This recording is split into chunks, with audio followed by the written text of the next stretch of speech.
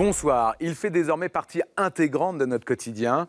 Pour la majorité des Français, il est impossible de s'en passer ou même d'envisager de vivre sans. Je veux parler de Facebook. Facebook, le plus grand réseau social planétaire.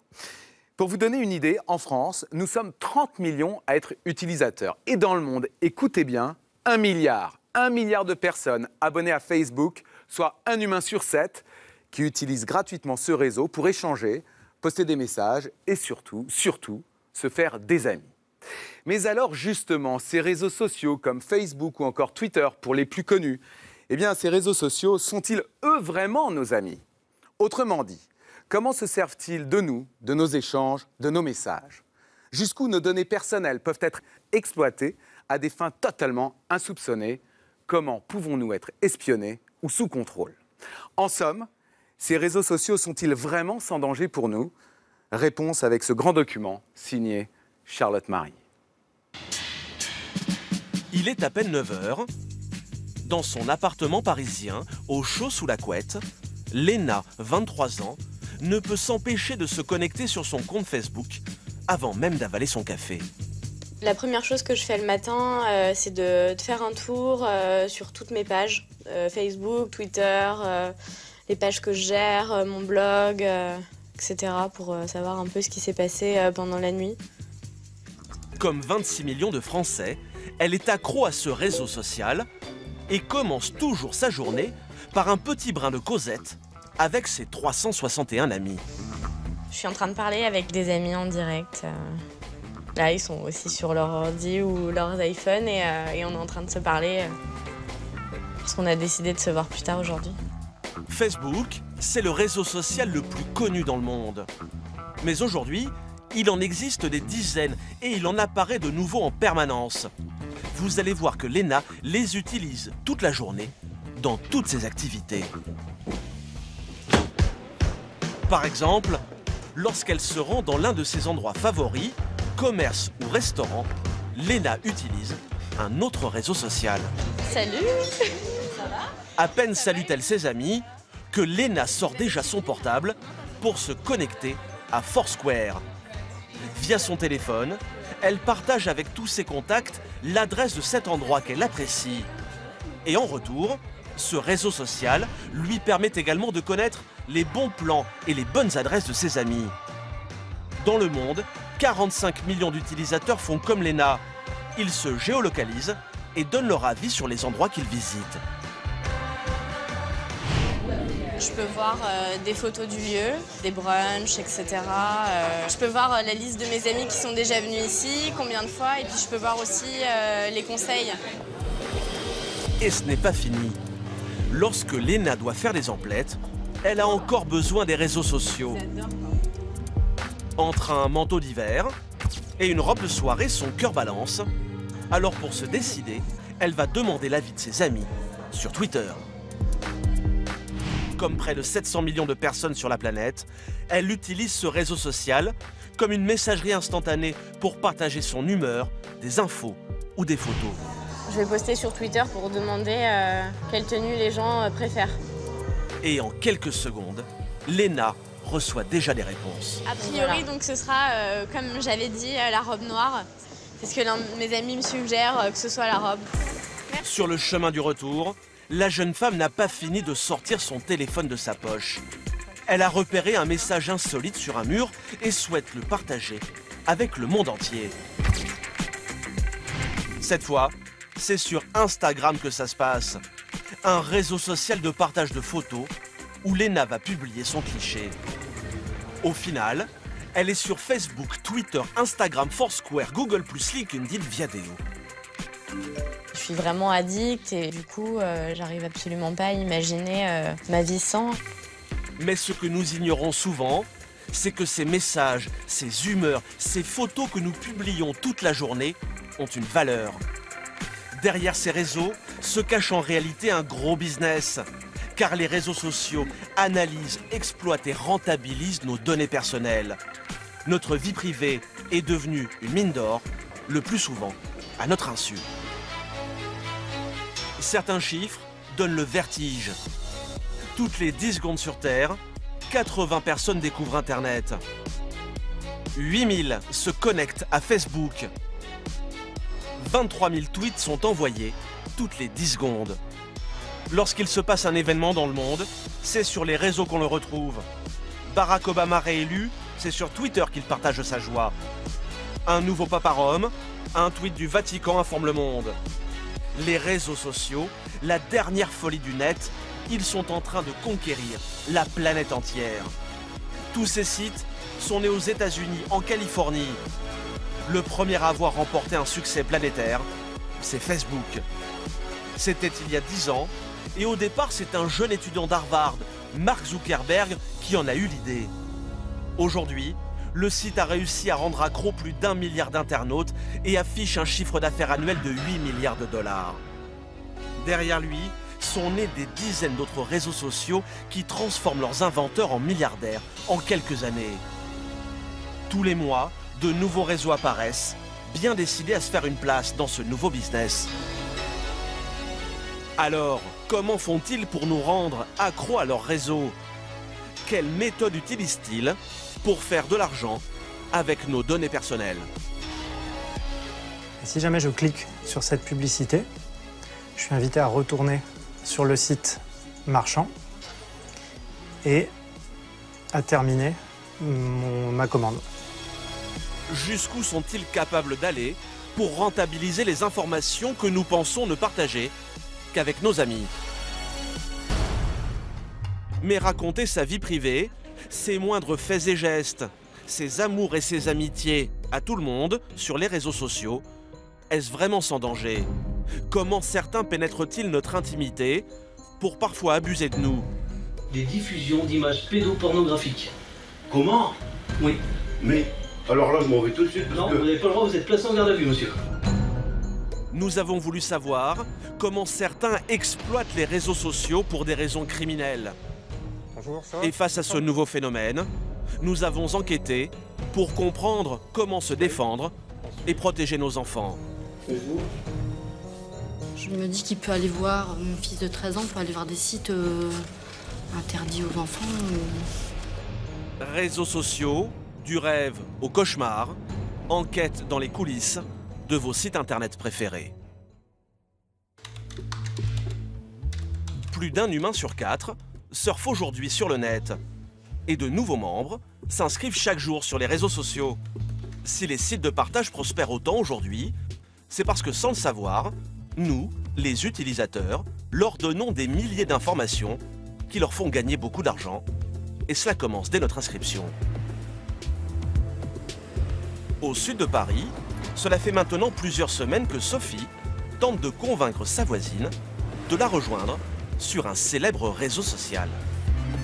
L'objectif d'aujourd'hui, c'est de dire à Anne que Facebook, c'est pas mal.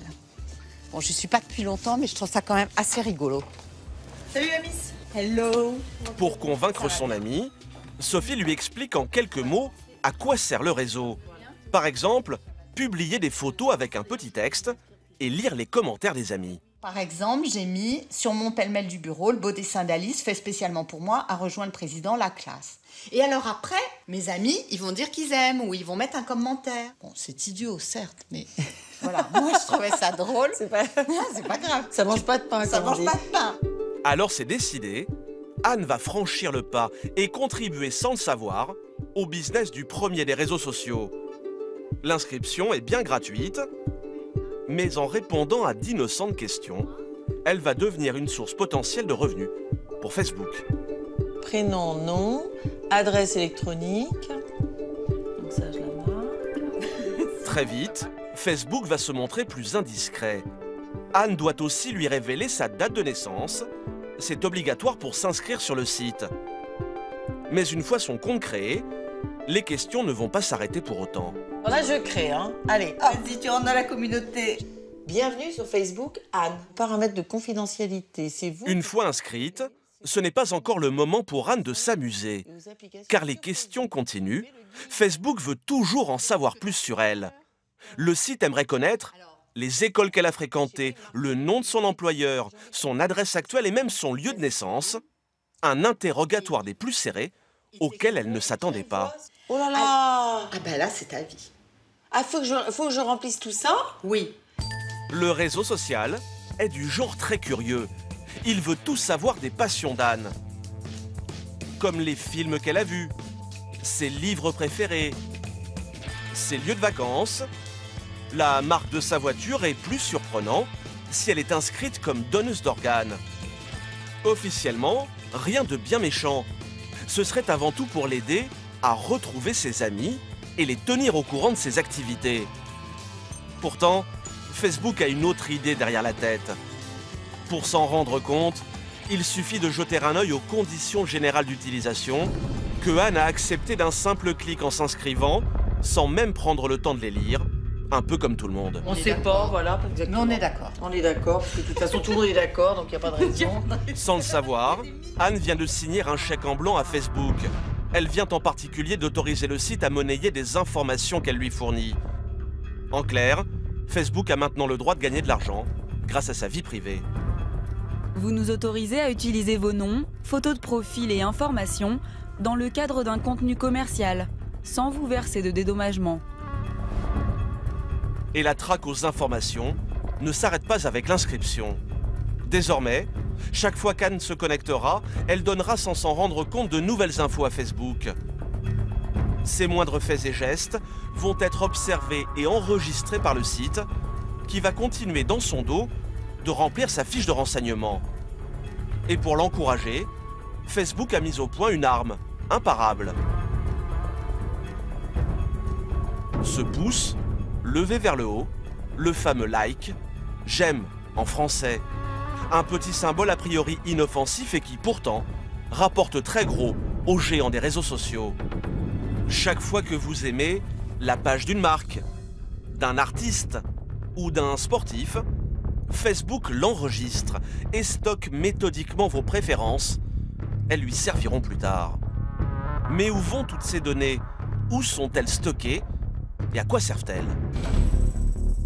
Eh bien, instantanément, toutes ces informations voyagent depuis nos ordinateurs et parcourent des milliers de kilomètres, pour la plupart du temps atterrir ici aux États-Unis, dans des hangars géants qui appartiennent à Facebook. On appelle cela des data centers, des centres de données, des kilomètres de disques durs ultra puissants, des mémoires géantes. Dans ces machines, nos données personnelles vont être analysées, triées et classées parmi les informations de centaines de millions de gens. Ces data centers ultra sécurisés contiennent les informations qu'1 milliard d'utilisateurs ont confiées à Facebook, un vrai trésor de guerre. Et celui qui veille jalousement sur ce fichier mondial, c'est le créateur du réseau, Mark Zuckerberg. Car ces informations, le jeune milliardaire américain les revend ensuite dans le monde entier. Des milliers d'entreprises en ont besoin pour leur business et elles sont prêtes à payer cher pour ça. L'homme peut vous dire merci. Son entreprise affiche un chiffre d'affaires de près de 8 milliards de dollars grâce à vous et à ce que vous lui confiez jour après jour. Souvenez-vous, les fameuses conditions générales d'utilisation de Facebook. En vous inscrivant, vous avez accepté que le site vende les informations qui vous concernent. Or, ces informations intéressent des gens qui sont prêts à payer pour savoir qui vous êtes, ce que vous aimez. Comme ça, ils sauront exactement quoi vous vendre. Pour en savoir plus sur la politique commerciale de Facebook, nous avons sollicité les représentants de l'entreprise en France qui n'ouvrent que très rarement leurs portes. Malgré nos nombreux emails, pas de réponse écrite, c'est par téléphone qu'ils refuseront nos demandes de tournage et d'interview. Alors pour y voir plus clair, nous sommes allés voir ceux qui, jour après jour, contribuent à faire grandir la fortune du site. À Paris, c'est une petite boutique qui n'aurait jamais connu un tel succès à l'époque du Minitel. Un business lancé grâce aux réseaux sociaux. À 28 ans, Alexis a lâché le monde de la finance pour se lancer dans la confection de cookies. Et ce soir-là, c'est déjà l'ouverture de sa deuxième boutique qu'il fête au champagne. Ah bah tout le monde est servi, super. Ça va? Salut. La forme? Très bien. Sympa d'être venu. C'est cool. Pour l'occasion, il a convié tous ses amis et ses meilleurs clients, histoire de trinquer à une réussite qu'il doit en bonne partie à Facebook. Les gars. Cheers au premier milliard. Car si en un an, Alexis a pu se faire un nom dans le monde de la pâtisserie. C'est grâce à un bon réseau d'amis, un ordinateur et au coup de pouce des réseaux sociaux. L'avantage des réseaux sociaux aujourd'hui, c'est que ça permet d'accélérer la connaissance d'une marque pour pas trop cher si on arrive à être malin dans sa communication. Et clairement, il y a 5 ou 10 ans, les entreprises qui se créent devaient avoir un budget bien plus conséquent que le nôtre pour arriver à avoir la même notoriété, même si la nôtre est encore toute petite. Mais si son affaire marche aussi bien, c'est grâce à l'outil que Facebook met à sa disposition, sa fameuse base de données. Vous allez voir que le réseau lui permet de piocher dedans pour trouver de nouveaux clients à partir des données que les internautes lui donnent, à leur insu.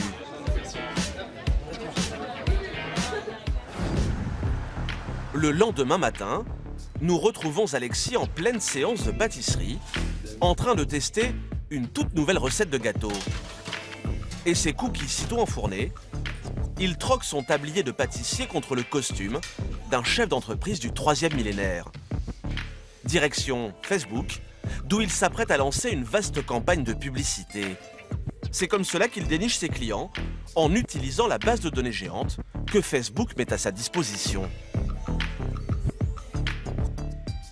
Donc là, je crée une nouvelle campagne de publicité sur Facebook. Ce jour-là, Alexis a décidé de faire de la pub pour ses 2 boutiques. Dans quelques minutes, certains internautes pourront découvrir ce petit panneau publicitaire sur leur page Facebook. Et pas n'importe quel internaute.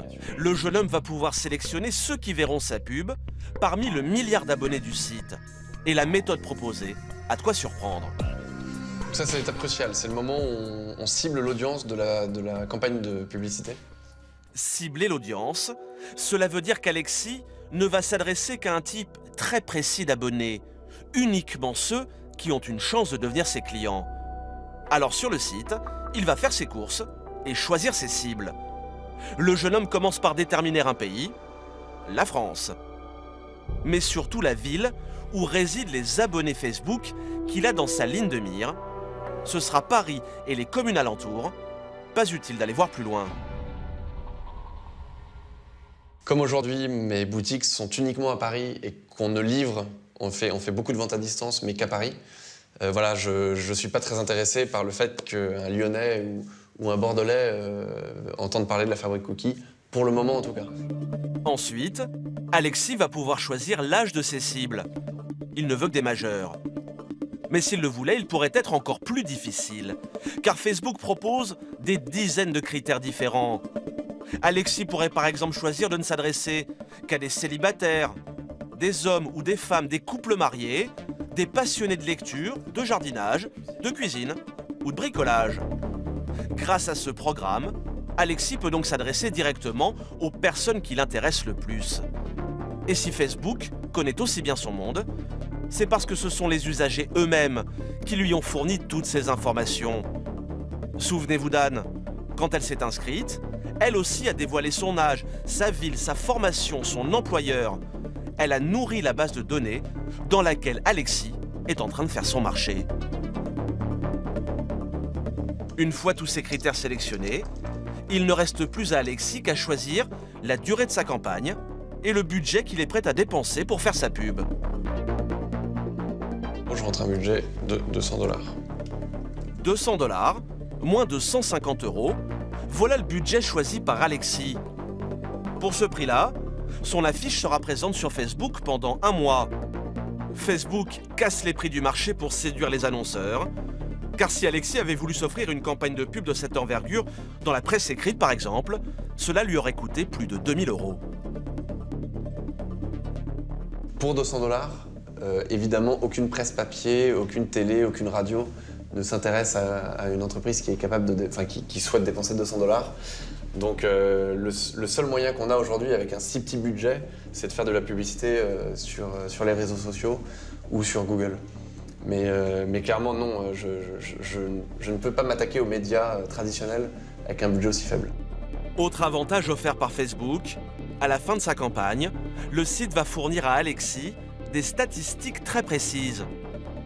En 1 mois, Facebook lui assure que 70 000 membres ont vu son encart publicitaire au moins 3 fois. Et parmi eux, Alexis aura même récolté 610 nouveaux adhérents sur sa page. Aujourd'hui, plus d'1 million d'annonceurs dans le monde payent Facebook pour faire la promotion ciblée de leurs produits. Et Facebook développe chaque jour de nouvelles technologies pour en apprendre toujours plus sur les cibles, c'est-à-dire sur nous. Vous allez voir que le site a même trouvé le moyen de suivre nos faits et gestes sur Internet, même lorsque nous ne sommes pas connectés à Facebook. Nous sommes désormais espionnés en permanence. À Paris, dans l'un des beaux quartiers de la capitale, c'est une adresse très discrète. Celle d'un immeuble où l'on ne pénètre qu'en montrant patte blanche. Il faut dire qu'au dernier étage se cache une entreprise de pointe, 6e étage, dont les secrets valent de l'or. La mission de ses salariés, vous espionner dès que vous vous connectez sur le net. Enregistrez vos moindres faits et gestes pour tout savoir de vous. Leurs clients, de grandes marques comme Spartoo, McDonald's ou encore EasyJet, prêtent à dépenser beaucoup d'argent pour savoir tout ce que vous faites en ligne afin de vous attirer vers leurs produits. Sébastien, ingénieur en informatique, a développé avec ses équipes une technique redoutable pour vous faire consommer. On appelle ça de la publicité ciblée. Il a accepté de nous faire une petite démonstration en se mettant dans la peau d'un internaute. Comme des milliers de Français chaque jour, il surfe sur le net et finit par se retrouver sur ce site marchand. Donc là, je vais sur un site pour chercher une paire de chaussures pour femmes. Sébastien flâne sur le site, puis clique sur un produit qui lui a tapé dans l'œil, cette paire d'escarpins. Mais il ne va pas aller plus loin et surtout ne va rien acheter. Je fais un peu du lèche-vitrine sur le site marchand, mais je ne conclus pas mon achat. Comme 9 internautes sur 10, Sébastien s'est contenté de regarder mais n'a rien acheté.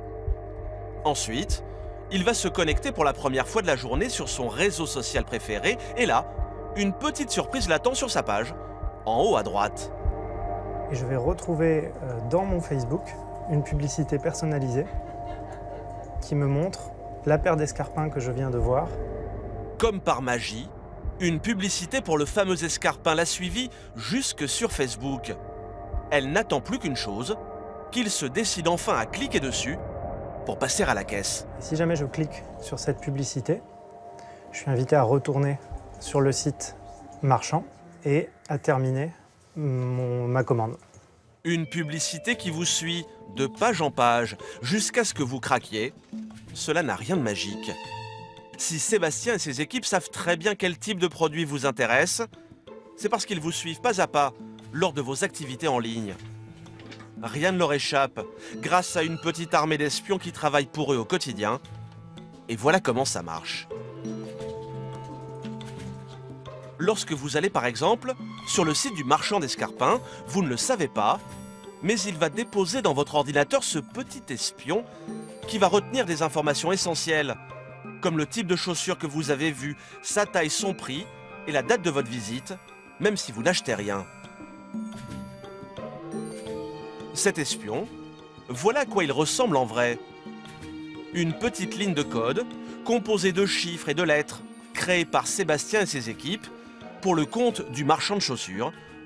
C'est ce qu'on appelle un cookie.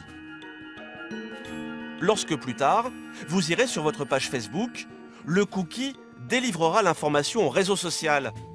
Et en retour, votre page Facebook vous affichera le produit que vous avez repéré sous la forme d'une publicité. Seule une vingtaine d'entreprises dans le monde sont capables de prévoir à l'avance les publicités qui retiendront votre attention et de les restituer sur vos réseaux sociaux. Sébastien et ses troupes ont travaillé des années sur des formules mathématiques très complexes et leurs techniques sont jalousement gardées. Il y a une très forte composante technologique dans notre système et bien évidemment d'autres sociétés seraient très contentes de pouvoir bénéficier de notre technologie et de nos algorithmes pour leurs propres besoins. La publicité, c'est ce qui fait tourner Internet. Mark Zuckerberg l'a bien compris. Cette géante base de données que nous lui fournissons fait le bonheur des publicitaires et rapporte aujourd'hui au patron de Facebook près de 8 milliards de dollars de chiffre d'affaires. Seulement voilà, faire du business avec les données personnelles des utilisateurs commence à agacer. Et en premier lieu, les associations de consommateurs, comme l'UFC Que Choisir, qui récemment dénonçait les conditions d'utilisation de vos données personnelles. Facebook, Google+, et Twitter, des réseaux qui seraient trop curieux pour être honnêtes et ne respecteraient plus du tout notre vie privée. L'association de consommateurs a décidé de les attaquer en justice pour qu'ils clarifient les conditions d'utilisation de leurs services. Des réseaux sans cesse plus nombreux et de plus en plus spécialisés. On trouve aujourd'hui Instagram pour les photos, Tumblr pour créer des blogs, ou encore Vine pour les vidéos. Mais en ce moment, ce qui marche le plus et qui pourrait rapporter gros, ce sont les réseaux sociaux de rencontres. Car les jeunes raffolent de cette drague 2.0, un concept qui peut rendre millionnaires ses créateurs.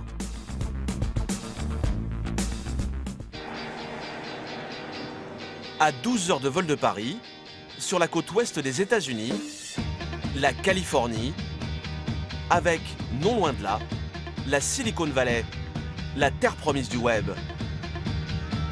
Le long de ces routes, des entreprises mondialement connues, comme le géant Google, ou un autre poids lourd du net, l'incontournable Facebook et son campus 4 étoiles.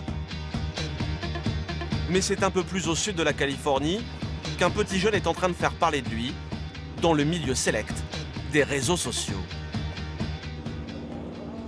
À Los Angeles, non loin de Beverly Hills, c'est un jeune homme de 27 ans qui savoure sa réussite en contemplant les villas à plusieurs millions de dollars de ses nouveaux voisins. C'est un super quartier, je l'adore. C'est magnifique, vous voyez, il fait beau, les gens sont sympas. Justin Matin, le concepteur de Tinder, l'application qui a fait de lui un homme très riche. Et aujourd'hui, le jeune homme est bien décidé à se faire plaisir. Il s'est offert de belles voitures, mais aussi une grande maison qu'il est toujours très fier de faire visiter. Vous êtes prêts ? Dans quelques instants sur D8, la suite de notre enquête sur les réseaux sociaux. Vous verrez comment sur le net, une bonne idée peut vous rendre millionnaire. Mais vous découvrirez aussi que sur les réseaux, le rêve cède parfois la place au cauchemar. Des diffusions d'images pédopornographiques. Comment? Oui. Mais, alors là, je m'en vais tout de suite parce non, que... vous n'avez pas le droit, vous êtes placé en garde à vue, monsieur. Justin Matin, le concepteur de Tinder, l'application qui a fait de lui un homme très riche. Et aujourd'hui, le jeune homme est bien décidé à se faire plaisir. Il s'est offert de belles voitures, mais aussi une grande maison qu'il est toujours très fier de faire visiter. Allez. Vous êtes prêts ? Une villa à 3 millions de dollars que Justin a acquise dans l'un des quartiers les plus huppés de Los Angeles. Une maison musée. Vous voulez boire quelque chose ? Où Justin entrepose les tableaux dans lesquels il investit une partie de sa fortune. Comme cette œuvre, sa dernière acquisition. J'adore l'art. En plus, c'est un bon moyen de placer son argent. Si vous misez sur les bons artistes, c'est un bon investissement. Et si Justin aime la peinture, il n'a rien contre une bonne soirée devant la télé. Alors à l'extérieur, il s'est fait aménager cette salle de projection privée pour lui et ses amis. Voilà ma salle de ciné pour regarder un bon film. 6 grands fauteuils face à un écran géant et tout ce qu'il faut à portée de main. Et ça, c'est le bar. Comme ça, vous pouvez boire un verre en regardant un film. À même pas 30 ans, sous le soleil de Californie, Justin mène une vie de millionnaire. Tout ça parce qu'un jour, il a eu une bonne idée, la drague géolocalisée sur smartphone, et le principe de son application est tout simple. Sur votre mobile, vous indiquez tout d'abord si vous êtes un homme ou une femme, puis la distance maximale où se trouve votre cible, puis sa tranche d'âge et le sexe qui vous intéresse. Ensuite, tel un radar, votre téléphone va rechercher tous les célibataires qui correspondent à vos critères. Et d'un simple clic, vous n'avez plus qu'à indiquer si vous êtes intéressé ou pas par les profils proposés. Si l'attirance est réciproque, c'est un match. Une conversation privée peut alors débuter. Une idée qui pourrait sembler toute bête, seulement voilà, personne avant Justin n'y avait pensé. Il y avait déjà plein de réseaux sociaux pour garder le contact avec des gens que vous connaissez déjà. Mais il n'existait aucun site pour rencontrer de nouvelles personnes. Tinder, c'est ça. Ça va vous permettre justement de rencontrer des gens et d'apprendre à les connaître. Et à ce petit jeu, notre jeune millionnaire est plutôt doué. Tout le monde veut faire sa connaissance. Comme Emily, 25 ans, dont Justin découvre les photos et qui, d'un coup de pouce, va dire oui ou non. Pour Emily, ce sera oui. Christy, en revanche, ne semble pas être du goût de Justin, qui va rejeter sa candidature. Rachel aura plus de chance, c'est un oui. Ashley, quant à elle, aura même le privilège de s'entretenir avec le jeune homme. Elle m'écrit « Salut, j'habite sur la côte ouest et toi ?» Je lui réponds « Oui, moi aussi », mais je fais juste une démonstration pour expliquer comment Tinder fonctionne. C'est parti. Et malgré ses airs de playboy, Justin est devenu un redoutable homme d'affaires, très discret sur son business. Au dernier étage de cet immeuble, voilà à quoi ressemble la petite start-up qui fait parler d'elle. Un grand plateau où des ingénieurs travaillent à l'amélioration du réseau social qui monte. Toujours entouré de ses assistants, Justin, lui, a déjà tout du PDG à l'américaine qui contrôle son image et son message. Il faut dire que le jeune homme joue gros, car avec ses millions d'abonnés et la publicité qui pourrait en découler, Justin l'affirme, son entreprise vaudrait déjà des centaines de millions de dollars, et il en est persuadé, le meilleur est à venir. Il y a de très grosses entreprises qui s'intéressent à nous, mais nous ne sommes pas à vendre. On se concentre sur l'évolution, notre produit et notre développement. On a de grandes ambitions pour Tinder. Je pense qu'on va rapidement rentrer en bourse.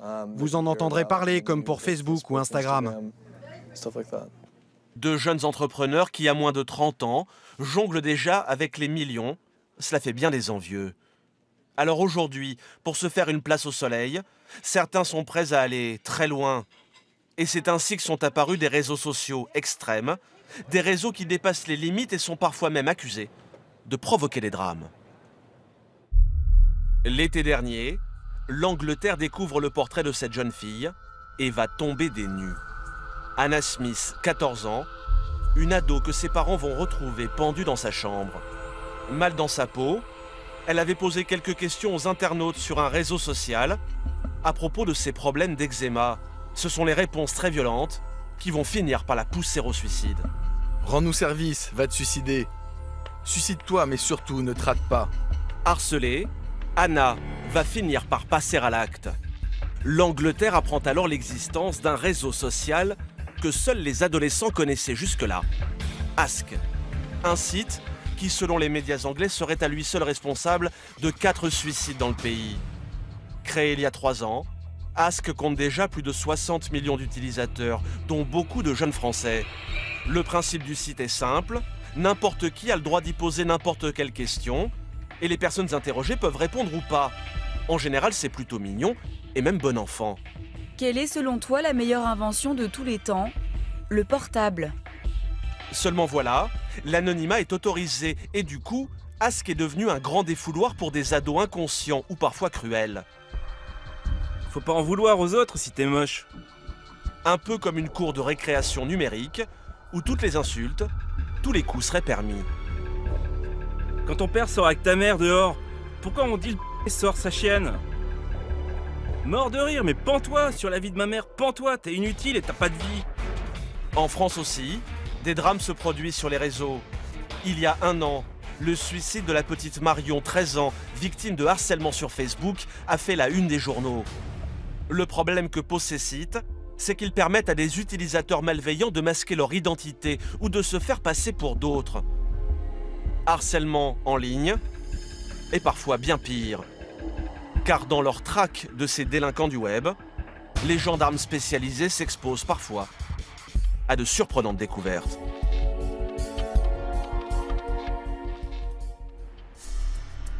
À la gendarmerie de Villeneuve-d'Ascq, dans le nord de la France, une unité de recherche très spéciale travaille dans l'ombre pour stopper le crime sur Internet. Cette unité porte un nom, NTech, pour Nouvelles Technologies. Ils sont environ 200 à en faire partie et leur principal terrain d'enquête, c'est précisément les réseaux sociaux. Là, on a les numéros de téléphone. Il n'y avait que les numéros de téléphone. Oui. Ce jour-là, c'est un petit peu étonnant. Ouais. Le major Franck et son coéquipier Davy sont sur une toute nouvelle affaire. Un prédateur aurait sévi sur un réseau français très populaire. Skyblog, un site très prisé des adolescents. 21 millions d'abonnés y possèdent un blog où ils partagent messages, photos et états d'âme. Ce qui plaît le plus aux jeunes, c'est la messagerie instantanée sur laquelle ils peuvent discuter avec les autres membres du site. Le problème, c'est qu'ici aussi, on peut s'exprimer anonymement. Alors, se croyant intouchable, un homme aurait diffusé sur le site des images choquantes. Comme on peut voir, ça concerne des faits de pédophilie ou corruption de mineurs qui ont été signalés sur la plateforme gouvernementale. Des images de pédophilie circulant sur un réseau social pour ados, une affaire potentiellement très grave. Le site a alerté cette plateforme gouvernementale destinée à lutter contre les abus commis sur Internet. Les gendarmes ont pu récupérer la conversation entre le pédophile présumé et un adolescent à qui il venait d'envoyer des photos. Tu as reçu une image, souhaites-tu l'ouvrir? La réponse est pourquoi tu m'envoies ça? Cette photo envoyée sur le réseau met en scène de jeunes mineurs, garçons et filles, nus sur un canapé. L'amateur de pédopornographie affirme sur le site que le garçon sur la photo, c'est lui. Le délinquant prétexte qu'il s'agit de lui en photo. Son interlocuteur ne le croit pas, à juste titre. Le site a gardé une copie de cet échange et enregistré des informations qui vont se révéler déterminantes. Il y en a quoi sur le gars? Alors, je vais regarder, effectivement. On a son pseudo. On a un pseudo. Son adresse IP. Et l'élément le plus important, c'est l'adresse IP du pédophile présumé, c'est-à-dire sa signature électronique. Chaque ligne Internet a la sienne, elle correspond à une adresse physique, alors les gendarmes n'ont plus qu'à remonter la piste s'ils veulent mettre la main sur l'ordinateur de leur suspect. À nous à retrouver chez lui, soit ces images, ce qui viendrait conforter les éléments de ce dossier, soit d'autres, parce qu'a priori, et j'imagine bien qu'il n'en a pas que deux, quoi. Les NTech du Nord connaissent l'adresse du pédophile présumé et n'ont plus qu'à convoquer la personne à la gendarmerie. Ils vérifieront aussi le contenu de son ordinateur et l'enquête pourrait être rapidement bouclée. Mais en réalité, l'affaire leur réserve quelques surprises. Le lendemain, l'homme mis en cause a répondu à la convocation des gendarmes. Il ignore encore pourquoi les enquêteurs lui ont demandé de venir. Il s'agit d'un père de famille, d'une quarantaine d'années, sans antécédents judiciaires, un homme a priori insoupçonnable. Mais c'est où? Merci. Et le père de famille s'apprête à passer un moment difficile. Donc, monsieur, je vous ai fait venir pour des choses graves. Car le gendarme ne va pas y aller par quatre chemins. Si je vais t'en réfléchir. Voilà. Bon, voilà, donc on a reçu un dossier de Paris. De Paris? De Paris? Ouais. De Paris, mettant en cause votre ligne Internet. Internet. Pour des diffusions d'images pédopornographiques. Comment? Oui. Mais, alors là, je m'en vais tout de suite parce non, que... vous n'avez pas le droit, vous êtes placé en garde à vue, monsieur. En garde à vue pour des photos pornographiques? Pédopornographiques. Pédo, ça veut dire quoi ça? Des enfants. Des enfants? Ouais. Ah oui, là, alors là, non. Là, donc? Non, mais alors là... Non, mais c'est... Non, mais là, je peux même pas y... Face aux accusations, le suspect semble tomber des nues et nie tout en bloc.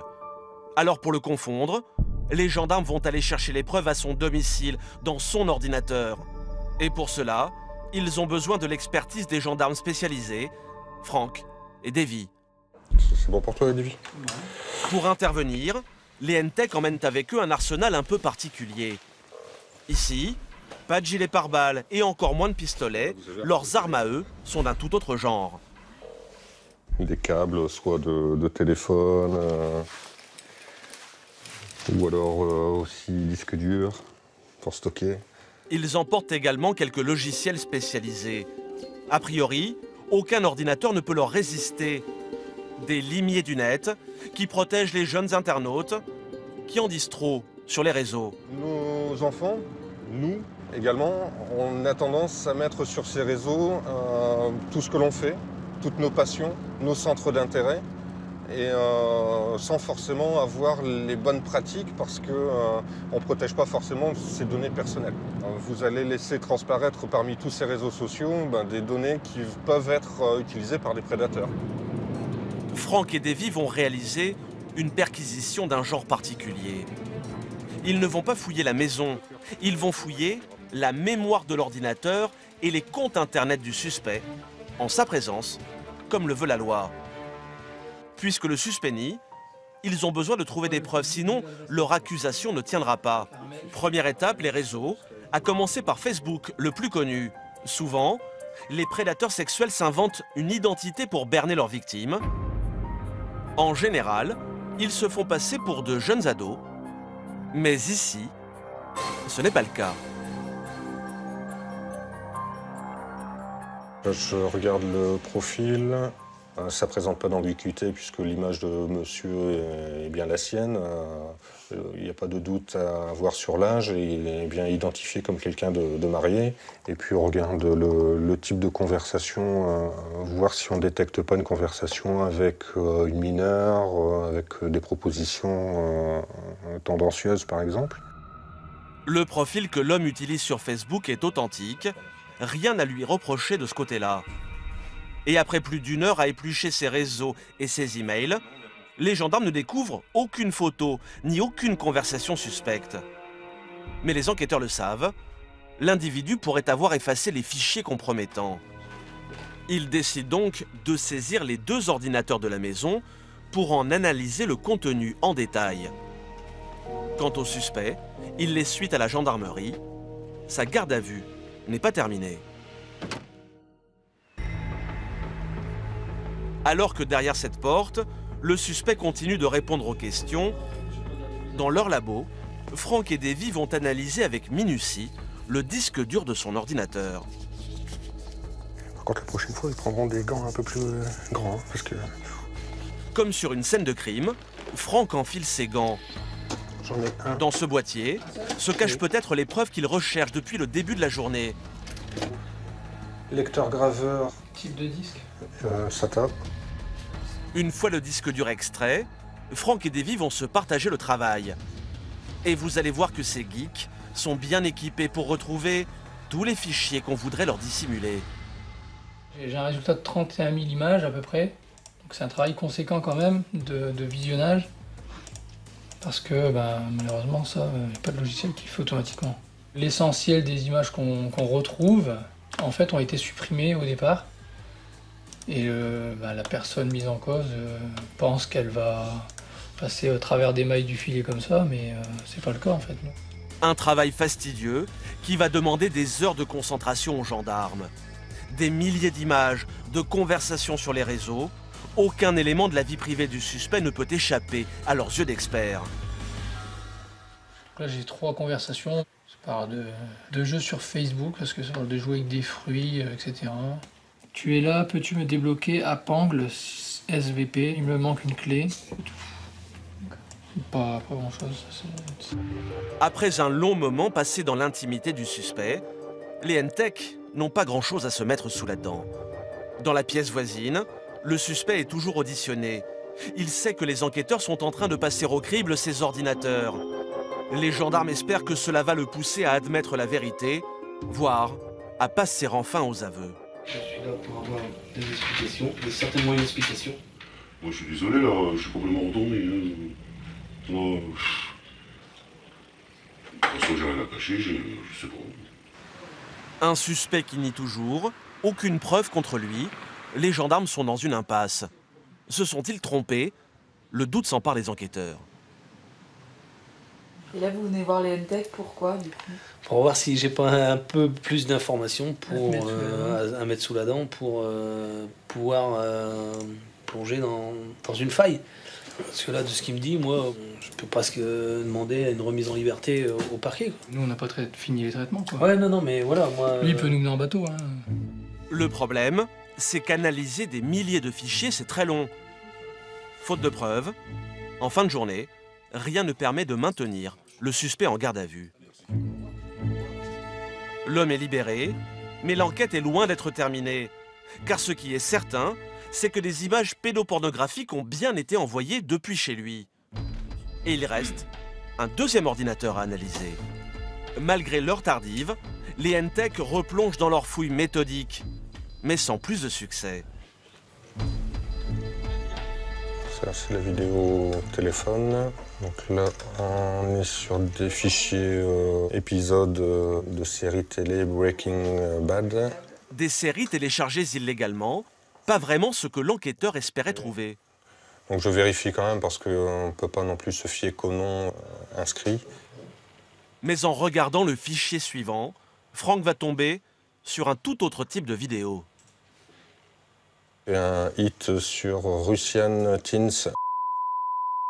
Bon, a priori, c'est une production, mais malgré tout, ça nous donne quelque chose comme ça. Donc c'est quand même particulier, quoi. Sur ce film, de très jeunes femmes, dans des positions équivoques. Cela peut sembler choquant pour certains, mais cette vidéo ne suffit pas à prouver quoi que ce soit. On voit que c'est quand même des personnes très jeunes, mais de là à dire qu'elles sont mineures, c'est quand même difficile. Dans ce genre de dossier, il faut rester très prudent. Franck va devoir continuer à analyser toutes les vidéos. De son côté, Davy, lui, épluche l'historique des connexions du deuxième ordinateur. Avec un logiciel expert, il découvre rapidement que cet ordinateur a régulièrement visité des sites internet, pas vraiment recommandables. Il y a quand même, je crois, 5000 pages de zoophilie. En agrandissant un peu, on voit la blonde va se faire prendre par le cheval, gros chien baise sa maîtresse. Des sites internet consacrés à la zoophilie, mais également des traces de contact avec d'autres internautes sur le fameux site qui a donné l'alerte. Des profils de Skyrock, Touche-moi pas XD, Rouge 510, Princesse Zoé 14. 14, ça pourrait éventuellement faire référence à son âge. Seximateuse, La fille du coin 60. On peut imaginer cette fois-ci que c'est pas son âge, mais plutôt son département. Des milliers de profils féminins, aux noms très évocateurs, dont le suspect semble très friand. Il consulterait leur blog, y choisirait ses victimes et entamerait la conversation de manière très directe. Tu te touches à la cam, je me branle. On est quand même dans du langage cru. C'est pas qu'une fois. Hein. On voit ici la preuve, je parle à une fille de 12 ans, elle m'envoie des photos de sa chatte. C'est pas une coincée comme toi. Là purement, c'est de la prédation. Hein. Tout de suite sur D8, l'enquête continue. Et vous découvrirez que pour les gendarmes du net, la traque du prédateur sexuel réserve quelques rebondissements. Bon, de toute façon, on ne va pas se cacher, vous savez très bien sur quel dossier on est. Hein. Le tout, c'est de dire, de toute façon, on le saura. Donc. Puis nous repartirons aux États-Unis, au cœur de l'un des réseaux sociaux les plus célèbres au monde. Des milliers de profils féminins, aux noms très évocateurs, dont le suspect semble très friand. Il consulterait leur blog, y choisirait ses victimes et entamerait la conversation de manière très directe. Tu te touches à la cam, je me branle. On est quand même dans du langage cru. C'est pas qu'une fois. Hein. On voit ici la preuve, je parle à une fille de 12 ans, elle m'envoie des photos de sa chatte. C'est pas une coincée comme toi. Là purement, c'est de la prédation. Des propos choquants qui ne semblent pas toujours dérouter les victimes. La preuve, ces photos qu'il aurait obtenues d'elles. Des images prises par des jeunes filles qui n'hésitent pas à se dévoiler devant leur webcam. Quand on regarde le sexe féminin, puis on voit quand même, c'est quand même une personne jeune. Et puis, j'ai celle-ci également, quoi. On voit que même au niveau des poils pubiens et autres, il n'y a pas... Plus de doute, même s'il ne voit pas leur visage, l'enquêteur n'a aucun mal à identifier ces filles comme étant des mineurs. Donc à mon avis, tu vas être content. D'autant plus que Franck vient de découvrir un dernier élément capital qui va rapidement convaincre le directeur d'enquête. Donc moi, sur les images, voilà ce que je trouve. On voit effectivement une très jeune fille et un très jeune garçon qui, devant la caméra, montrent leur sexe. Très clairement, on voit l'activité, on voit les visages, et là on ne peut pas dire que ce n'est pas des enfants, quoi. Des images, des vidéos et des conversations. Après des heures de traque informatique, les NTEC ont réussi leur mission. En revanche, ils s'étaient trompés de suspect, car le pédophile à qui appartient cet ordinateur, ce n'est pas le père de famille, mais son fils de 18 ans. C'est l'ordinateur saisi dans sa chambre qui contient les documents pédopornographiques. Une situation totalement inattendue. Les gendarmes vont devoir retourner dans la maison pour procéder à l'interrogatoire du jeune homme, leur nouveau suspect, et ils sont loin d'avoir tout découvert. Le compte utilisé actuellement, le plus courant. Bon, de toute façon, on ne va pas se cacher, vous savez très bien sur quel dossier on est. Le tout, c'est de le dire, de toute façon, on le saura. Donc... Loin de l'image d'un homme sûr de lui qu'il donne sur Internet, le jeune homme se montre introverti, quasi muet. Mais même s'il reste silencieux, les enquêteurs connaissent maintenant ses adresses et ses mots de passe. Ils ne vont pas tarder à faire de terribles découvertes. Voilà, donc c'est ce qui nous intéressait. Sur la page du blog du jeune homme, des vidéos mettant en scène plusieurs mineurs, des images à caractère pédopornographique. Moi, la question est la suivante. Toutes ces images-là, elles sont stockées où, à part là? Vous les avez sur un autre support? Que là? Et quand vous les envoyez à quelqu'un, vous faites comment? Non, mais allez, il faut vous dire, de toute façon... Est-ce qu'il y a d'autres blogs que tu détiens dans lesquels il y a ce type d'image?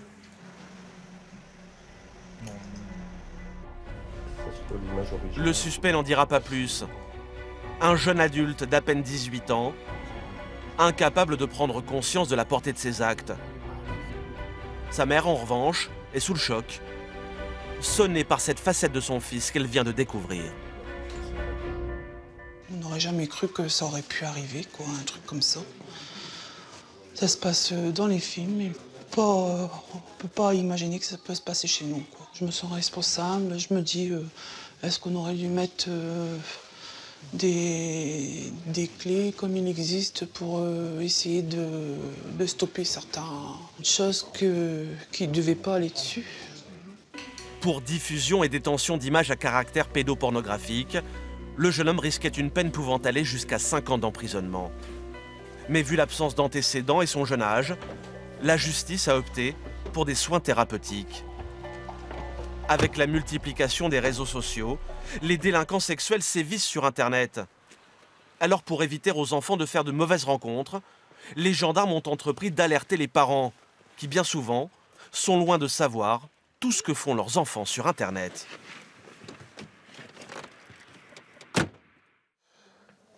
Donc, bonjour à toutes et à tous. Merci d'être venus. L'occasion de cette petite soirée... Ce soir-là, Franck et son collègue ont organisé une rencontre avec des parents d'élèves dans un collège du Nord. Une réunion sur les dangers d'Internet avec des adultes qui n'ont pas forcément compris quels peuvent être les pièges du web. Parce que je ne maîtrise pas du tout Internet et puis je m'aperçois que je suis complètement lourdé, quoi. Alors Franck va commencer par tester leur connaissance des réseaux sociaux les plus en vogue. Quels sont les réseaux sociaux utilisés par vos enfants? Skype, ensuite Facebook. Sinon. Dans la salle, deux noms fusent, mais difficile pour ses parents de citer tous les réseaux qu'utilisent leurs enfants au quotidien. Snapchat. Ouais, Snapchat, ah oui. Attention à Snapchat, surveillez. Des parents un peu dépassés technologiquement, et pourtant, sur les réseaux sociaux, leurs enfants risquent gros. Car Franck le sait, derrière l'inconnu qui discute avec eux, peut se dissimuler un prédateur sexuel. Alors, si les mineurs peuvent discuter comme ça, moi, adulte, prédateur, je peux faire exactement la même chose. Mon âge, je vais mettre 13 ans. Et alors, qu'est-ce qui va contrôler? On ne me demande pas ma carte d'identité. On ne me voit pas, je ne mets pas d'empreinte, rien du tout. J'ai tout mon temps. Pendant 3, 4 jours, voire une semaine, 15 jours, je vais discuter avec des enfants. Puis ceux qui s'intéressent à moi, je vais continuer le relationnel, je me mets en confiance. Puis après, tiens, qu'est-ce que t'aimes au niveau sexualité? Est-ce que tu as déjà eu un petit copain? Est-ce que tu l'as déjà embrassé? Ici, là. Et puis on y va jusqu'à t'as une webcam? Je voudrais bien te voir, et ainsi de suite. Effet garanti sur les parents qui réalisent qu'ils vont devoir bien plus surveiller les activités de leurs enfants sur le net. Maintenant, c'est sûr que ce qui peut être questionnant, c'est le nombre d'amis. Quand on voit 200, 250 amis, on se dit, est-ce que c'est...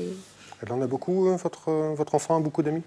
Je pense que ça doit être dans les 200, enfin je sais pas, il faudrait que je vérifie. Je trouve effectivement que ça fait beaucoup et je pense pas que les 200 soient des gens qu'elle connaisse. Oui, c'est ça, c'est des amis, d'amis. Donc faire attention. Ça à surveiller. Ouais. Avec ce que j'ai entendu ce soir, c'est vrai que ça fait un petit peu réfléchir. C'est-à-dire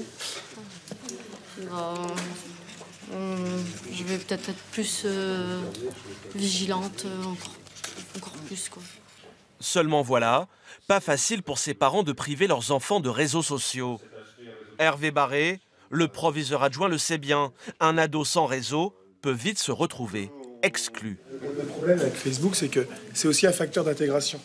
C'est-à-dire qu'il y a une grande différence entre le CM2 et la 6e. Quand on arrive en 6e, si on n'a pas de Facebook, ne pas avoir Facebook, c'est difficile de s'intégrer si on n'a pas Facebook. Parce qu'il y a plein de choses qui se passent le soir sur Facebook. Voilà, donc bon, c'est difficile. On ne peut pas condamner les parents qui laissent leurs enfants aller sur Facebook, mais je pense qu'il faut juste le faire avec du contrôle. Et Franck a la solution pour ses parents. Ne pas interdire, mais surveiller en ne laissant jamais les enfants seuls sur les réseaux. Je dirais qu'une des meilleures solutions, c'est effectivement éviter que l'ordinateur soit dans la chambre, c'est déjà une très bonne chose. Et plus vous pouvez inculquer ça à votre enfant, plus il est jeune, mieux c'est, mieux il l'acceptera.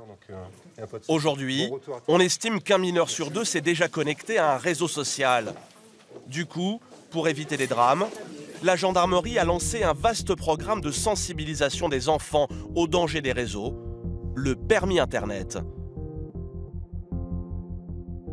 Mais pour protéger ces jeunes utilisateurs, certains sont prêts à aller encore plus loin, quitte à s'attaquer directement aux réseaux sociaux, au cœur de leur empire, en Californie.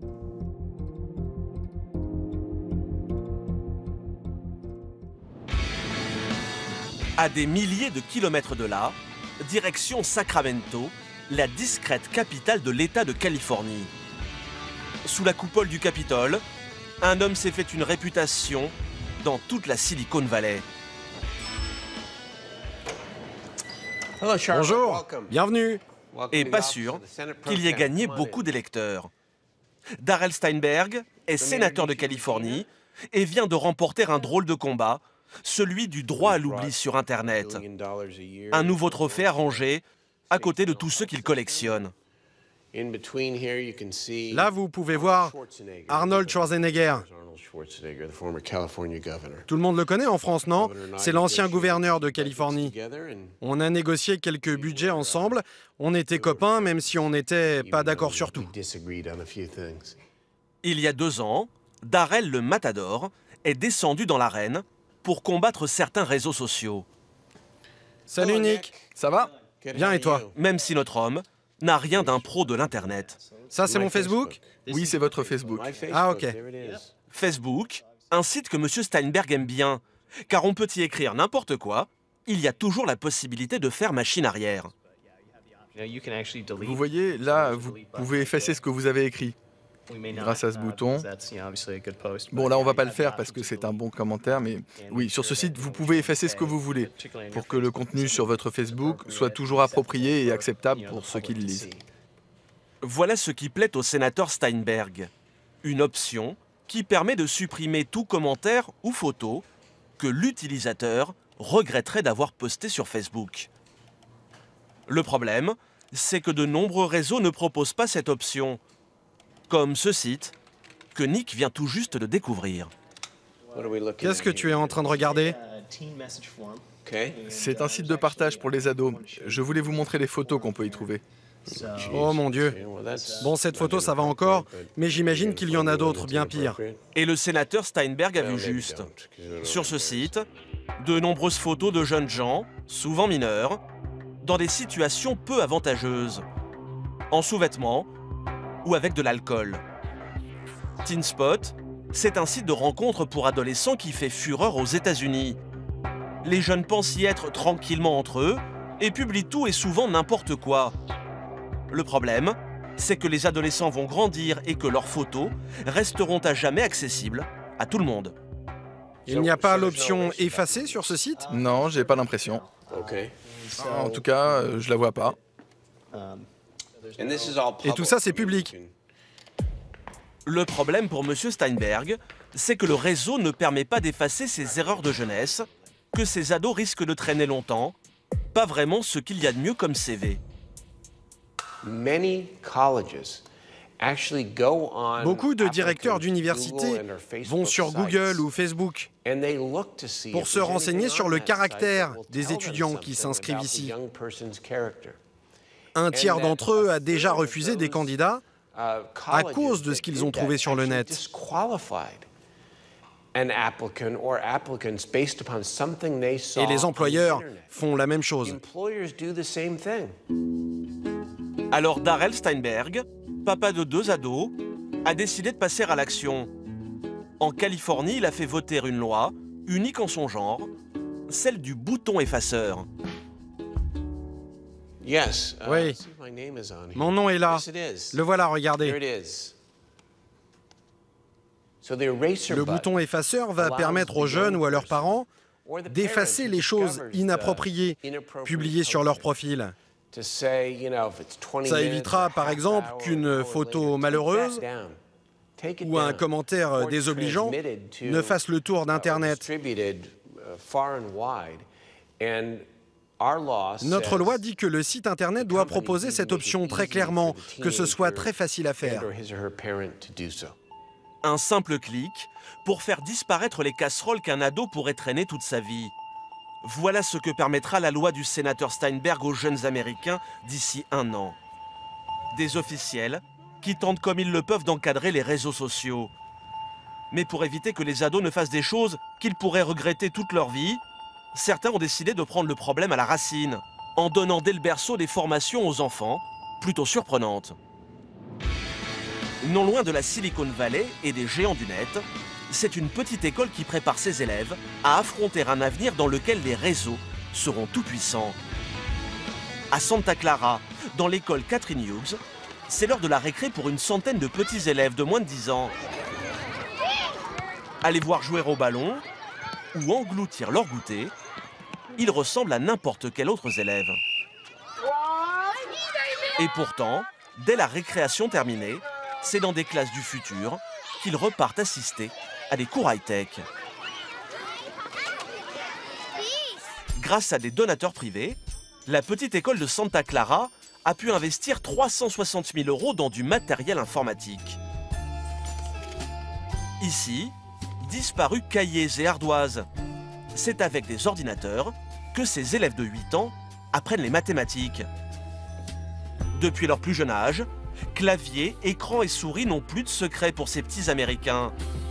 Du coup, beaucoup ont déjà fait leur premier pas sur Internet et fréquenté les réseaux sociaux. Pour leur éviter de faire de mauvaises rencontres ou de publier trop de bêtises, ils ont maintenant droit à des cours un peu particuliers.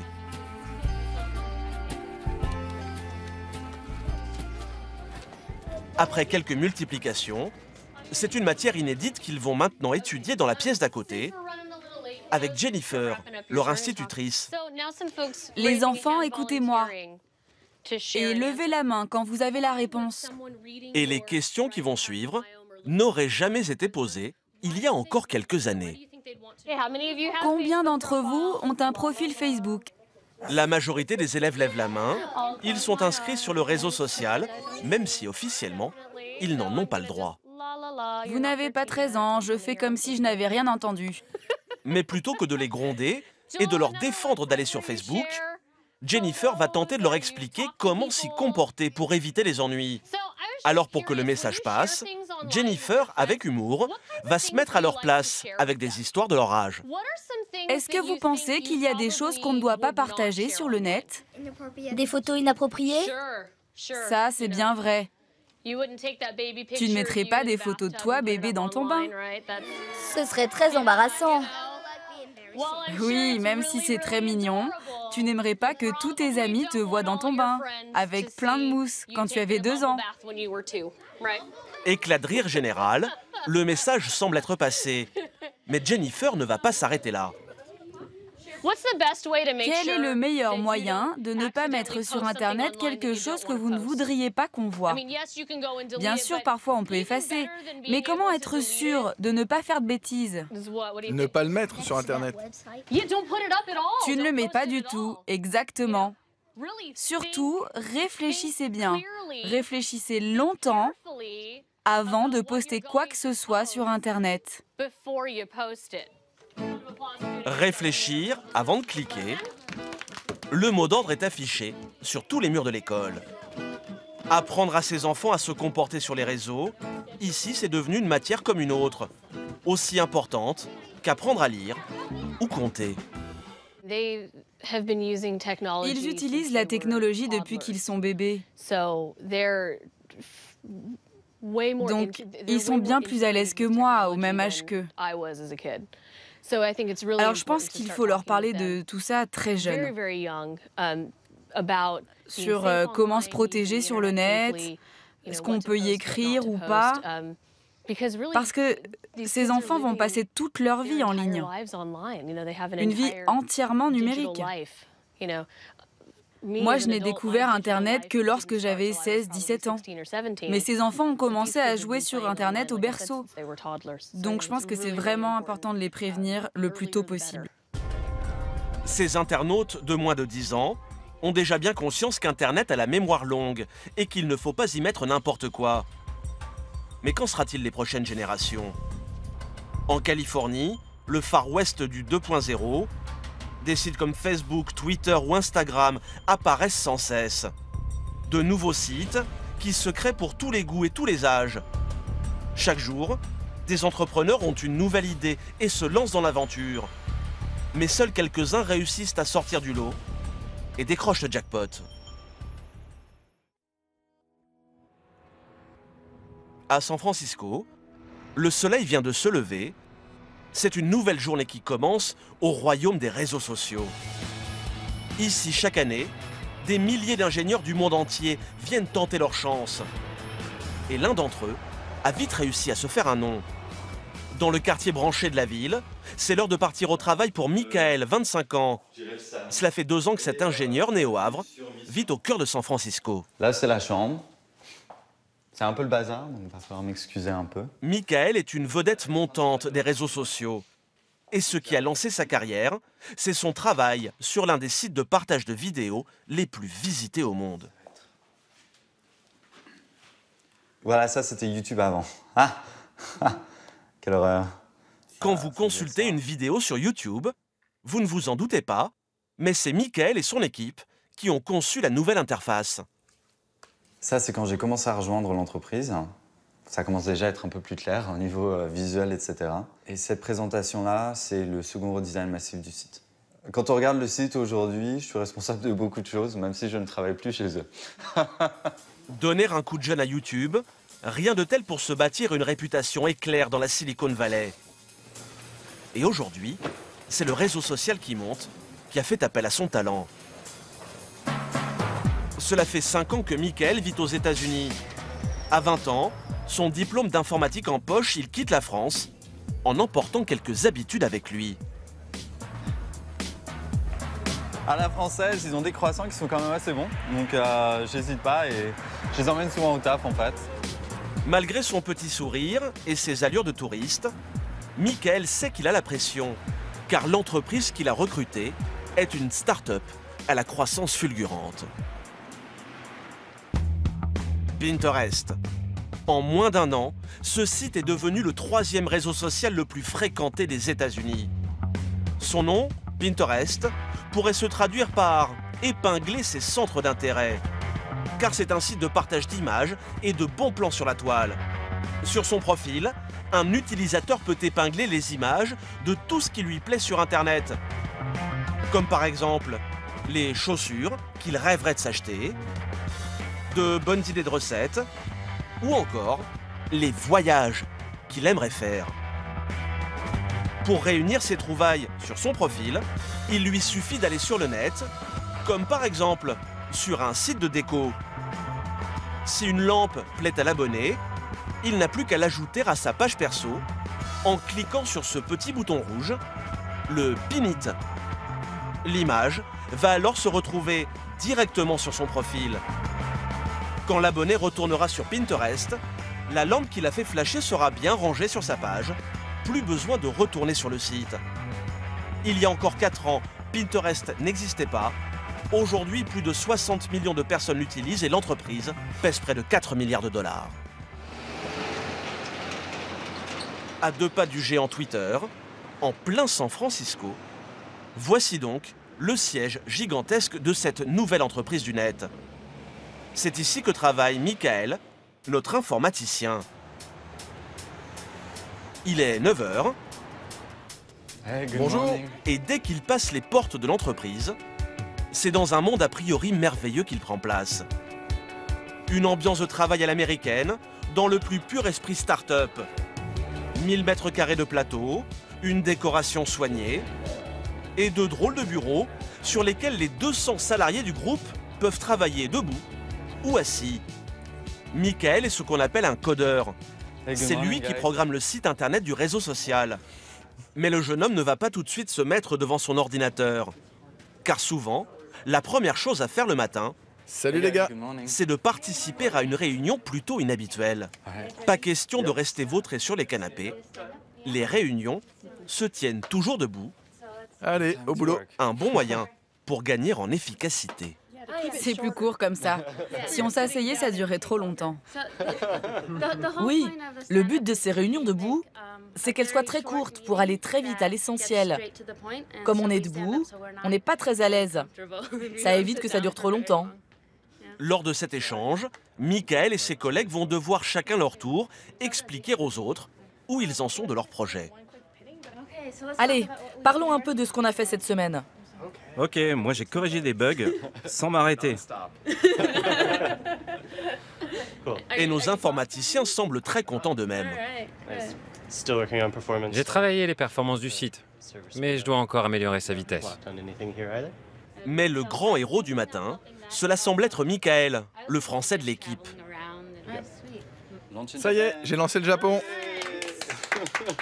Pendant que Michael est à plein régime sur le lancement du site au Japon, d'autres travaillent au développement du reste de l'Asie, de l'Europe et de l'Amérique latine. Le site internet poursuit sa conquête du monde. À la tête de cette petite armée, cet homme, l'un des 3 fondateurs du site. Avec sa barbe hirsute et sa tenue décontractée, on a du mal à croire qu'Evan Sharp est un patron à succès. Il a bien voulu nous consacrer 1 heure de son temps afin de nous expliquer les secrets de sa réussite. Il y a 6 ans, alors étudiant à New York, il rencontre ses 2 futurs coéquipiers, Ben Silverman et Paul Sciarra. Tous 3 férus de collections en tout genre, les 3 copains s'amusent à créer un petit site internet qui permettait de partager leur passion entre amis, l'ébauche de Pinterest. Mais ce n'est qu'un simple passe-temps. Ben Silverman va faire ses premiers pas dans le monde de l'internet chez le géant Google. Evan, son diplôme d'architecte en poche, va rejoindre la Silicon Valley. Il vient d'être embauché dans une jeune entreprise très prometteuse, Facebook. Chacun de leur côté, ils apprendront les rouages des géants des réseaux sociaux avant de se lancer dans l'aventure. J'étais chargé de dessiner l'interface du site. À l'époque, la boîte était plus petite, il y avait moins d'utilisateurs. Je m'occupais de construire des profils, des gadgets. J'ai appris beaucoup de choses sur comment diriger une compagnie, comment faire lorsqu'elle grandit. Et aujourd'hui, je sais ce qu'il faut faire ou ne pas faire lorsqu'on touche un très grand nombre d'utilisateurs. Evan va démissionner pour rejoindre ses deux amis et fonder Pinterest. Il marche maintenant dans les traces de son ancien patron, Mark Zuckerberg. On pense vraiment qu'un jour, on sera capable de convaincre des milliards d'utilisateurs et qu'on leur permettra d'améliorer leur style de vie. C'est vraiment la mission de notre entreprise. Le concept des 3 jeunes hommes va vite cartonner. En à peine 4 ans, Pinterest est devenu le 3e réseau social le plus fréquenté aux États-Unis. Du coup, les investisseurs se bousculent et ont injecté dans l'entreprise près de 4 milliards de dollars. Et pourtant, le site ne fait pas un seul dollar de bénéfice. Sa richesse, ce sont les 60 millions d'utilisateurs du site dans le monde. Mais un petit nouveau vient de faire son apparition dans l'open space. Sagement assis sur son canapé, c'est à peine si on le remarque. Et pourtant, Steve a une mission capitale, faire gagner de l'argent à son employeur. Il est ce qu'on appelle un monétiseur. Celui que les startups du web embauchent pour transformer leurs abonnés en billets verts. Et notre monétiseur a vite cerné tout le potentiel du site qu'il emploie. LinkedIn, Facebook et Twitter ne servent qu'à connecter des gens entre eux. LinkedIn, c'est pour le travail, Facebook pour les amis. Avec Pinterest, les gens se connectent à des produits, des choses qu'ils ont, qu'ils veulent, qu'ils aiment. Alors, mettre un peu de publicité sur notre site, ça semble bien plus naturel. Pour que Pinterest gagne de l'argent, Steve a fait rentrer de la publicité sur le site. Il compte employer les mêmes méthodes que Facebook. Quand les utilisateurs consultent les pages, comme celle-ci consacrée à la beauté, ils tombent sur des conseils et des photos d'autres membres. Mais plus seulement. Steve y a glissé très subtilement les publicités des marques. Des encarts publicitaires qui ont tout l'air de conseils beauté et pourtant, quand Steve clique dessus, il le redirige directement sur le site commerçant pour qu'il passe à la caisse. Pour l'instant, les marques ne paient pas pour être sur Pinterest.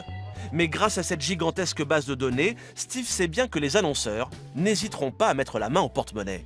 Un jour, ils voudront que beaucoup plus de monde voit leur pub. Et peut-être nous payer pour que, disons, 2 millions de personnes la voient.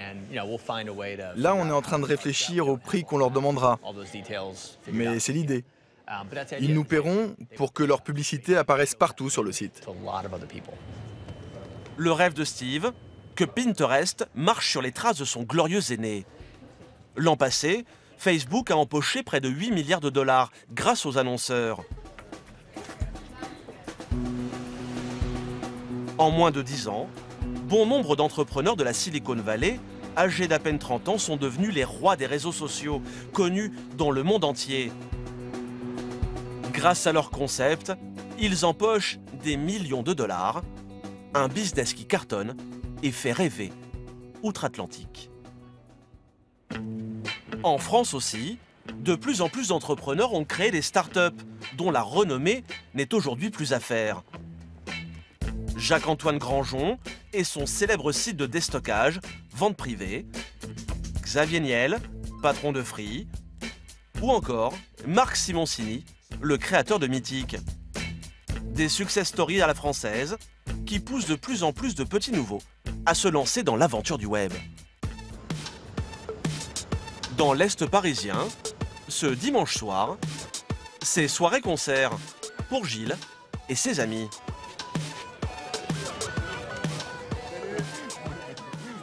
Ce petit café, c'est le rendez-vous des musiciens du quartier et de leur public de mélomanes. La musique, la grande passion de G, Loïc, Gilles et Adrien, qui n'a pas résisté à l'envie de se mêler aux musiciens pour jouer les airs du moment. En 2011, les 4 amis ont eux aussi décidé de monter leur petit groupe. Oh Adrien, viens voir. On a pris une vidéo de toi en train de jouer. Mais pas question pour eux de composer le tube de l'année. Leur rêve, c'est de lancer le réseau social qui les rendra célèbres. Et 3 ans plus tard, leur petite aventure sur le web s'est peu à peu transformée en un vrai business. Bon bah cheers. On est bien là, on est à 13 000 membres là, plus 13 000 sur janvier. Des membres par milliers, il faut dire que ces 4 garçons dans le vent ont peut-être trouvé l'idée qui va faire de leur réseau social le prochain géant de l'Internet. Le lendemain matin, c'est dans la Silicon Valley parisienne que nous retrouvons Gilles. Loin de la démesure californienne, c'est ici qu'une quinzaine de start-up françaises tentent de pousser. Là-bas, je crois qu'il y a une boîte de jeux vidéo. Et là-haut, c'est OnPrint, qui est une boîte dans l'impression, impression et édition numérique également. Pour Gilles et ses amis, ce n'est pas encore le grand luxe, comme chez les poids lourds américains de l'Internet. Pour le moment, leur réseau social tient dans un bureau de 20 mètres carrés. On est là. Où les 5 créateurs du site travaillent. Salut les gars. Ça va? Pour lancer leur réseau social, il leur a suffi d'une connexion Internet, de quelques ordinateurs et surtout d'une bonne idée. Mais comme chaque matin, avant de se mettre au travail, c'est une fois de plus de musique dont il s'agit. Écoute Gilles, je pense que tu vas bien aimer. Allez, c'est calme. Non mais je l'ai ajouté ça là déjà. C'est le mien ça, c'est quoi, c'est qui ça? C'est Lord. Ah c'est Lord. C'est un remix. La musique sur Internet, un secteur qui cartonne et qui a déjà donné naissance à de grands noms du web, comme Deezer, Spotify ou encore SoundCloud. Des sites d'écoute de musique utilisent 200 millions de personnes dans le monde. Miser sur la musique en ligne, c'est le pari des 5 garçons. Seulement voilà, rien de bien original. Alors pour se démarquer de leurs concurrents, ils ont décidé de lancer sur le net un réseau social entièrement consacré à la musique. Sur sa page, par exemple, Gilles peut poster tous les morceaux qui lui plaisent, histoire d'en faire profiter ses amis, et réciproquement. Donc je m'abonne au profil des autres personnes et je vais avoir en temps réel toutes leurs découvertes musicales. Mais ce n'est pas tout. Pour séduire les utilisateurs, ils ont inventé un petit gadget très pratique. Quand Gilles découvre une musique qui lui plaît sur Internet, comme par exemple sur YouTube, il n'a qu'à cliquer sur ce petit bouton pour que le morceau rejoigne son profil. Très pratique pour enfin réunir toute sa musique préférée dans un seul et même endroit. Aujourd'hui, il y a des millions de musiques qui sont en ligne sur le web, sur des plateformes comme YouTube, SoundCloud, Vimeo, Deezer. Et en fait, on s'est dit, est-ce que ce serait pas génial de pouvoir créer un service qui permette de collecter et partager toute la musique qu'on trouve en ligne, mais à un seul endroit. Et donc Wide permet de collecter et de partager toute la musique qu'on aime sur son profil. Cela fait maintenant 1 an que Wide est en ligne. Alors ici, comme chez Facebook ou Pinterest à leur début, une donnée intéresse au plus haut point Gilles et ses amis. L'avenir de leur bébé en dépend. Bon bah les gars, on fait un petit point peut-être sur les derniers chiffres, sur les membres qui rejoignent la communauté. Et on a des plutôt très bonnes nouvelles là. Donc plus 60% de croissance sur les membres qui rejoignent la communauté sur le mois de janvier. Et là, voilà, il y a entre 600 et 1000 personnes qui rejoignent la communauté tous les jours depuis 3 semaines. Donc, yes quoi, we nail it. Bonne nouvelle pour les garçons, même si l'audience de leur site est encore confidentielle, elle ne cesse de grossir. On se considère déjà important aujourd'hui parce qu'on a des gens qui utilisent notre produit, on est hyper heureux et notre service, on est hyper heureux avec ça. Après, là, il n'y a pas encore 100 000 membres sur Wide, mais je pense que 100 000 membres, ça sera déjà une belle preuve que le concept séduit et plaît. Dans le business des réseaux sociaux, c'est toujours le nombre d'abonnés qui fait la valeur d'une start-up. Et là encore, même si Wide ne gagne pas d'argent, les premiers investisseurs ont fait leur apparition persuadés qu'il y a de bonnes affaires à la clé. Ça va ? Salut, ça va ? Comme Serge Allen, un entrepreneur renommé dans le monde de l'Internet. Tu viens là? C'est la première fois, ouais. Enfin, je t'ai déjà dit. Il y a 5 mois, son ami Gilles l'a convaincu d'investir 10 000 € dans le réseau social. Et pour la première fois, Serge va découvrir ce qu'est devenu son argent. Il synchronise tous les sas. Voilà. Les gars, Salut. Santé. Serge, enchanté, J. C'est ça? Content de te voir. Ouais, carrément. Pour acquérir leur matériel, se verser de petits salaires et développer leur site, Gilles et ses 4 amis ont fait appel à plusieurs partenaires comme Serge. Au total, ils ont réuni plus de 500 000 €. Et ouais, le bunker. Tous autour de la table, quoi. Sur la consommation. Alors forcément, ces partenaires comme Serge veulent savoir comment les 5 garçons comptent un jour gagner de l'argent avec leurs milliers d'abonnés, et Gilles a déjà de bonnes idées.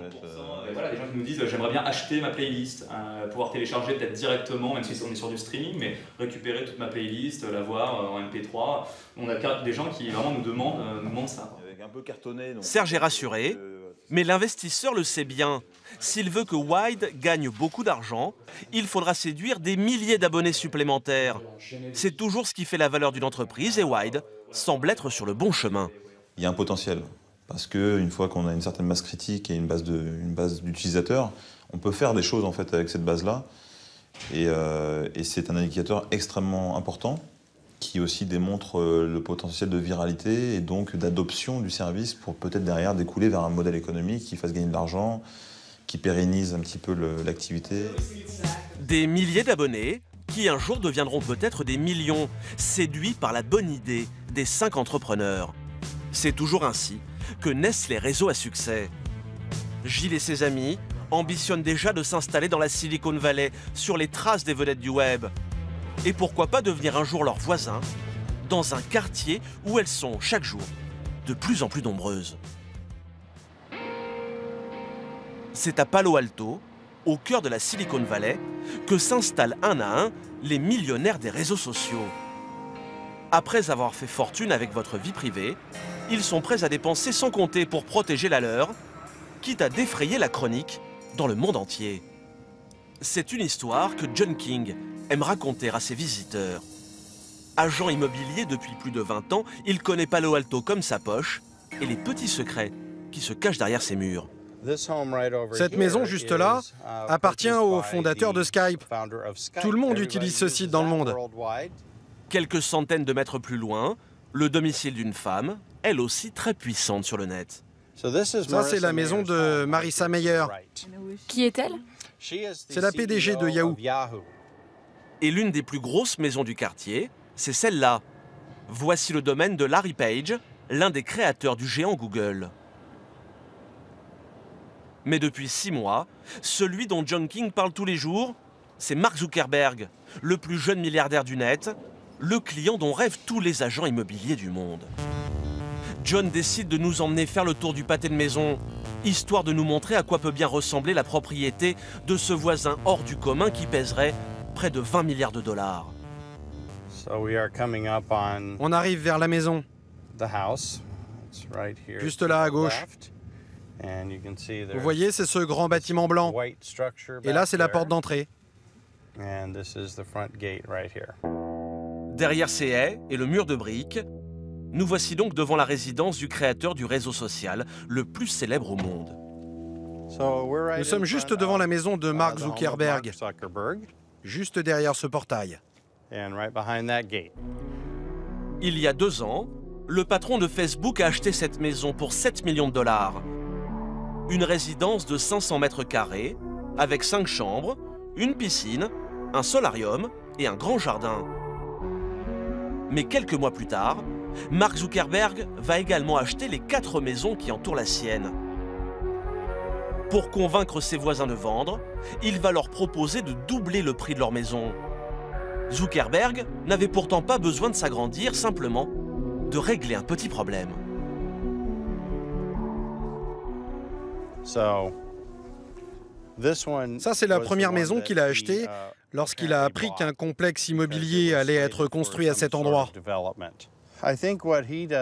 Il se doutait qu'il se tramait quelque chose, alors il a directement contacté les propriétaires de la maison. Il a même engagé une équipe de négociateurs qui s'en est occupée. Ils ont parlé avec les propriétaires et leur ont carrément demandé leur prix. Car un promoteur voulait acheter la maison voisine, y bâtir un complexe résidentiel et faire de Zuckerberg l'attraction du quartier. Alors pour avoir la paix, le jeune milliardaire a racheté tout le pâté de maison pour la modique somme de 30 millions de dollars.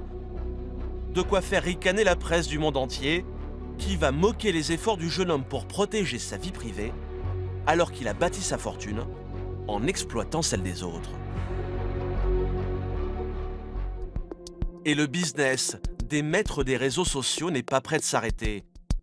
Car le temps de ce reportage, près de 50 000 personnes ont découvert Internet, plus de 4 millions d'internautes sont allés sur Facebook, plus de 12 millions de tweets ont été publiés. Et le rythme ne cesse de s'accélérer.